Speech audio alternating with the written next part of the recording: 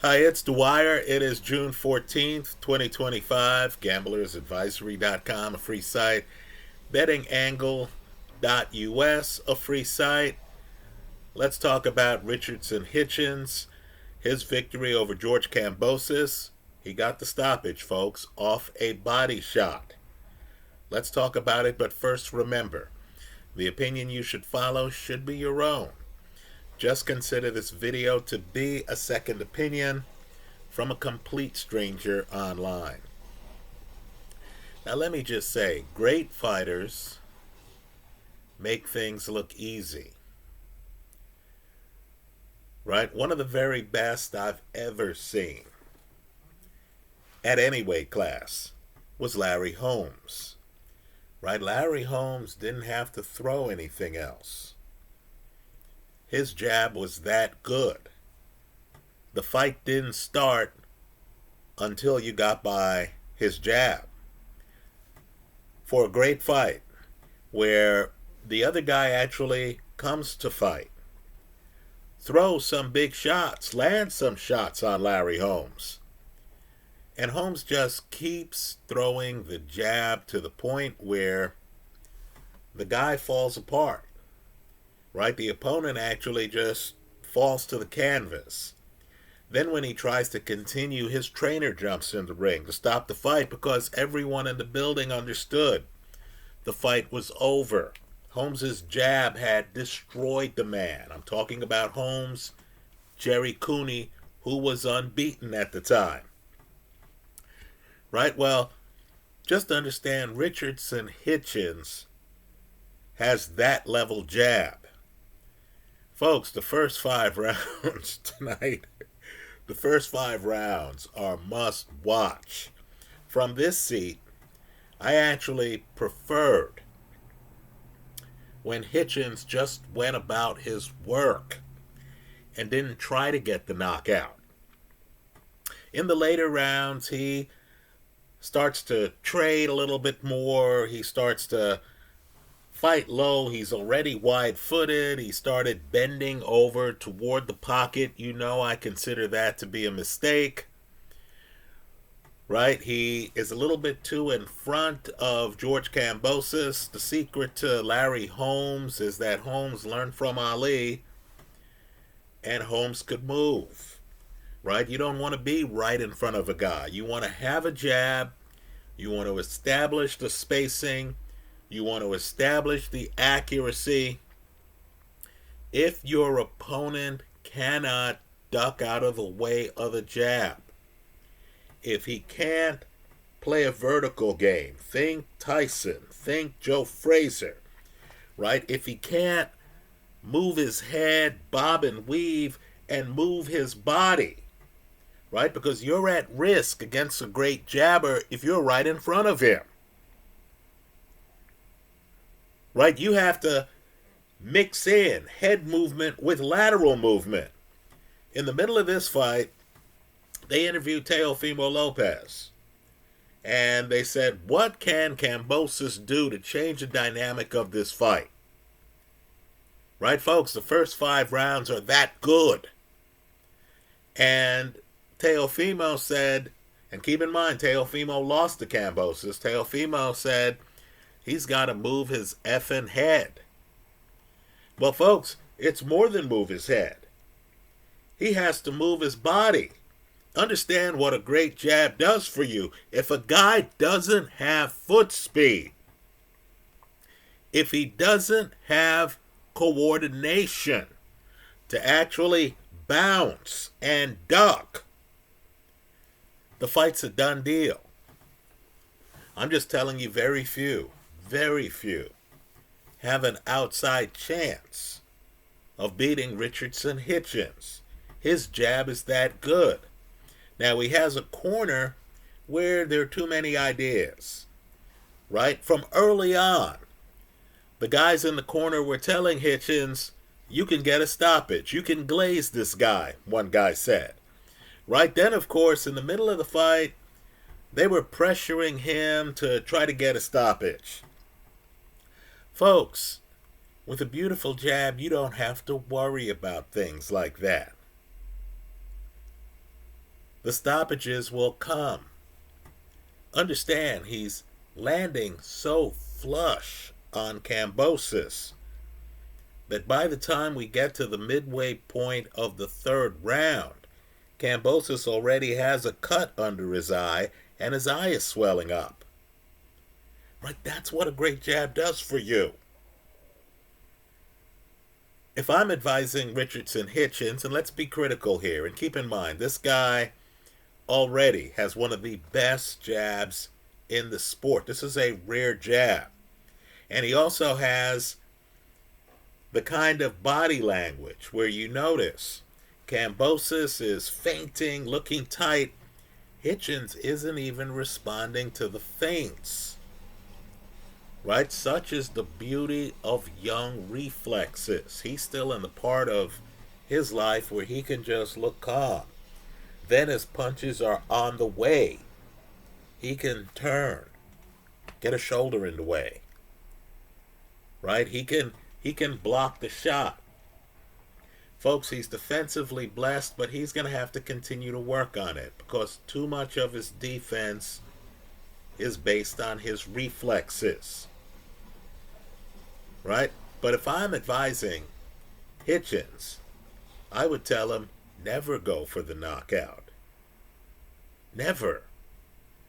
Right? You want to have it the way Holmes had it when he fought Jerry Cooney, a knockout puncher. A guy who stopped Ken Norton in one round.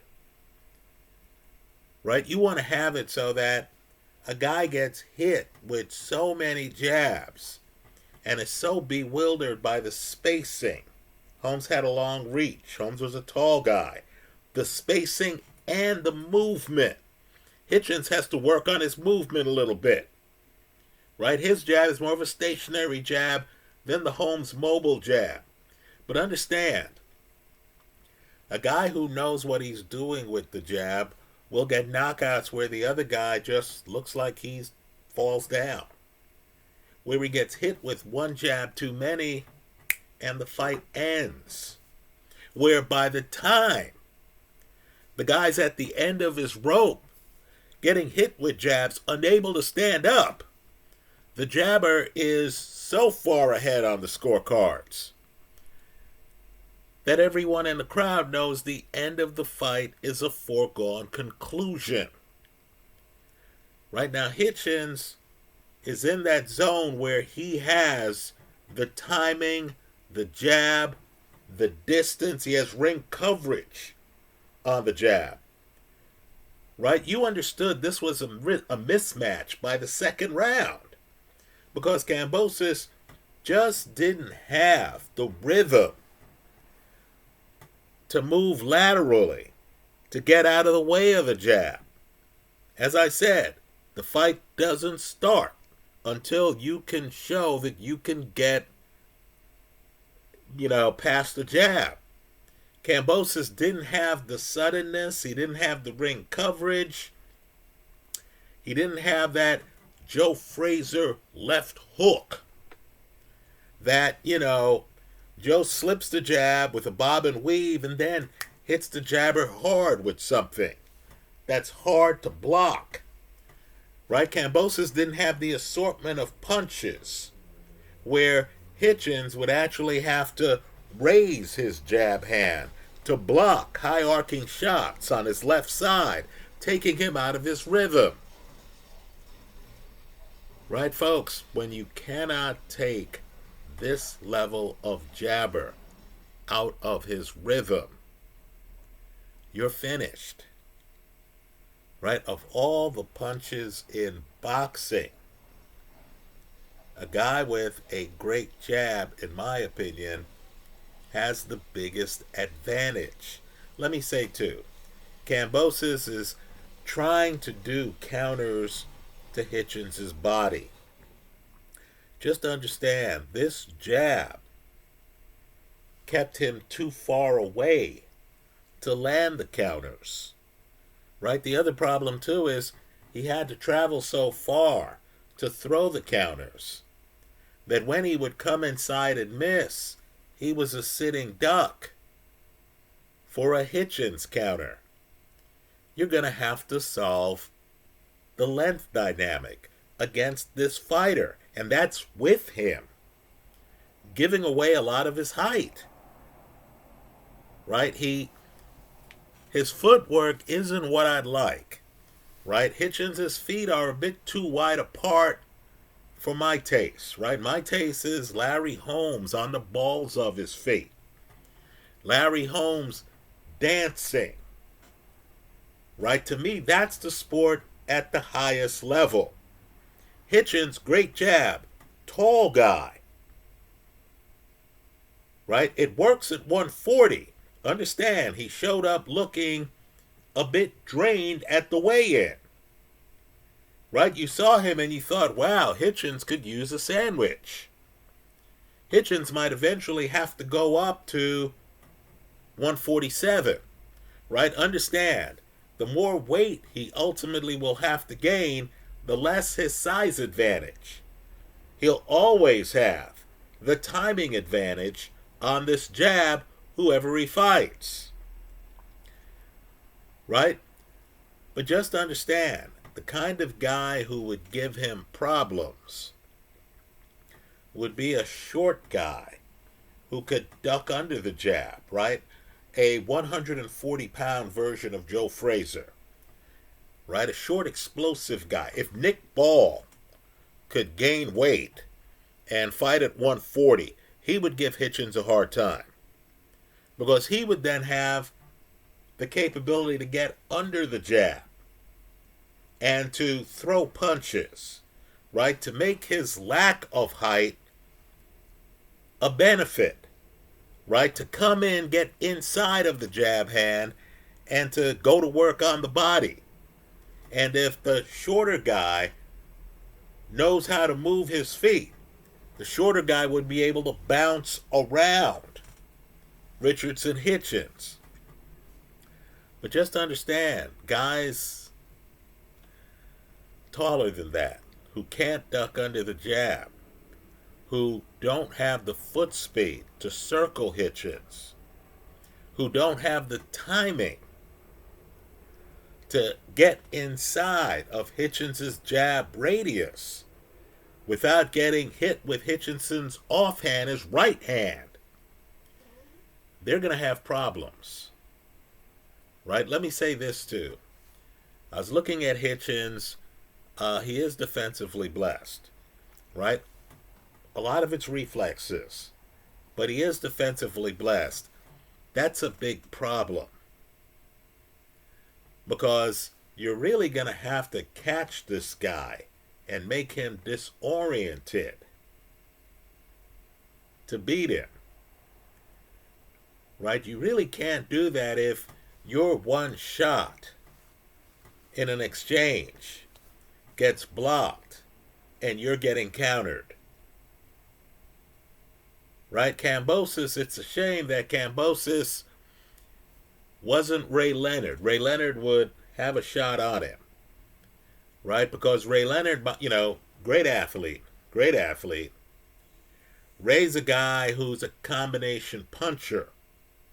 So Ray might be able to slip a shot, right? Ray did beat Thomas Hearns, who's on his back foot, after Ray hurts him in about round 5 or 6 of that fight.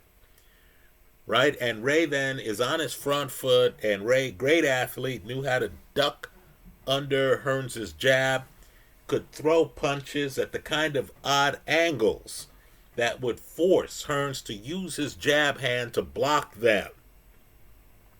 If you don't have Ray Leonard type combination punching capability and rhythm, right? If you can't move around like Ray moved around to get a guy, a stationary jabber like this, off his rhythm, you're going to have problems.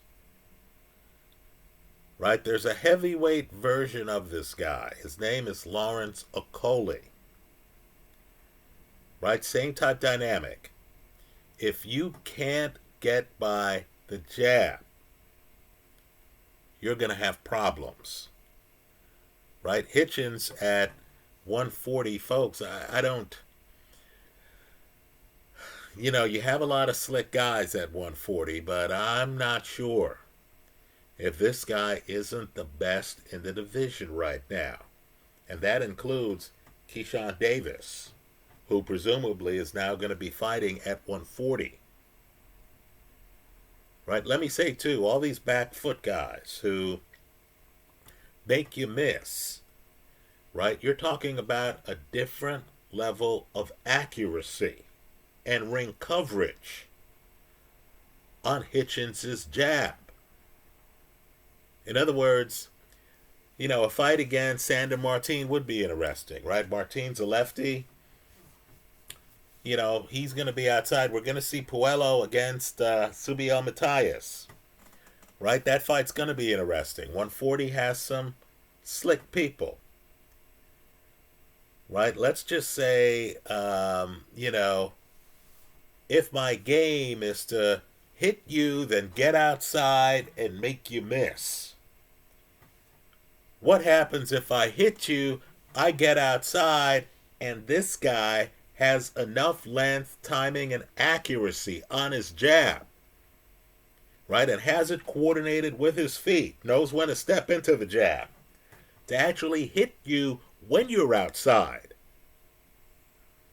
right? That's the challenge this guy poses, right? Let me also say, too, his jab's so stiff that guys who can crash the pocket, Gary Antoine Russell can crash the pocket, right? But, the problem is you get hit with this jab on the way in and you might get dropped, right? That's what a stiff jab does. Great first 5 rounds. I thought his effort to stop Kambosos, and it worked out for him, but let's say it took away from the magnificence of a guy who can beat you on process. In other words, Hitchins doesn't have to go head hunting. All he has to do is play his game, right? Come out, the guy he's fighting, if he covers up his head, that leaves an open body, right? Unless the guy has some advanced defensive construct, right? Where he's like this and he's leaning off at the side. Kambosos didn't, right? So, the minute you saw Hitchins start to land that jab with regularity, you knew this fight was over. And that was, I want to say end of the first round. Those are my thoughts. Let me hear yours in the comments section of this YouTube video. 140 has a lot of slicksters, right? Understand, Hitchins has already beaten Paro, who beat Subiel Matias. Right now, Hitchins has beaten Kambosos. Let me say, too, it was interesting. Understand, Hitchinson's best punch is that jab. But he understood that Loma beat Kambosos through his body. So Hitchins is setting up shots to the body because he wants the stoppage. Why even bother? Seriously, it's a philosophy thing. Why even bother when your jab is landing with regularity? Right, folks? Championship fight, 12-round fight. I'm telling you, had Hitchins not tried to get a stoppage, had he just kept pumping the jab, kept, Kambosos outside reaching, I think Kambosos, like Jerry Cooney, would have eventually just fallen to the canvas after being dominated. Those are my thoughts. Let me hear yours in the comments section of this YouTube video. Thanks for stopping by.